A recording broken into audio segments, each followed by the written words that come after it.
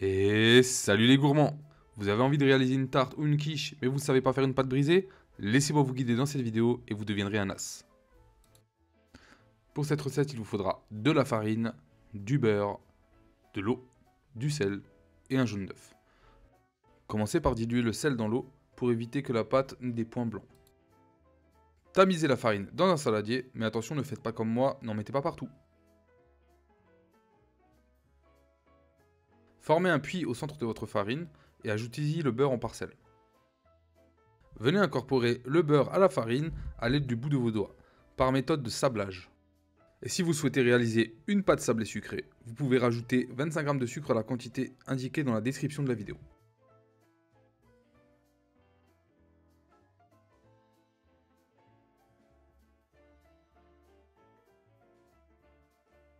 Venez maintenant renverser votre préparation sur votre plan de travail, formez à nouveau un puits au centre et ajoutez l'eau et le jaune d'œuf.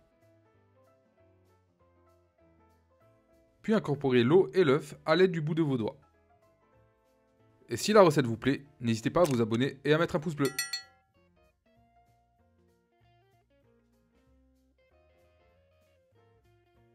Venez maintenant amalgamer votre pâte à l'aide d'une corne. Pourquoi une corne? Parce qu'avec la main, la pâte risque de chauffer et se rétracter à la cuisson. Veillez également à bien incorporer tout le beurre, sinon lors de la cuisson il y aura des trous dans votre pâte.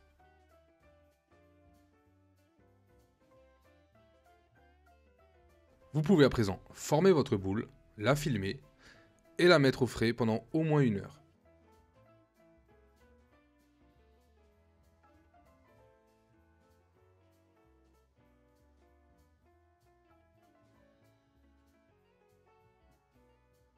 Une fois que votre pâte a suffisamment reposé, fleurez votre plan de travail et venez abaisser votre pâte à l'aide d'un rouleau à pâtisserie.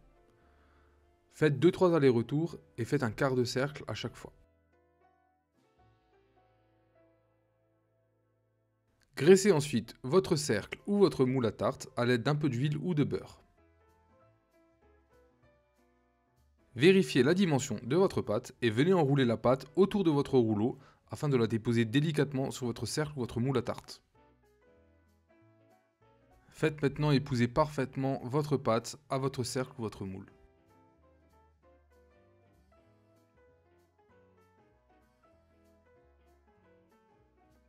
Découpez le surplus de pâte à l'aide de votre rouleau à pâtisserie. Et si vous souhaitez cuire votre pâte à blanc, pour par exemple la garnir plus tard de crème pâtissière, vous pouvez utiliser ces petites billes en céramique. Et n'oubliez pas de piquer la pâte. Pour ma part, j'ai voulu en faire une bonne quiche alsacienne. Vous pouvez retrouver la vidéo juste ici et la recette sur mon site internet. Et voilà, vous savez maintenant faire une pâte brisée. À vos recettes, bon appétit et à bientôt!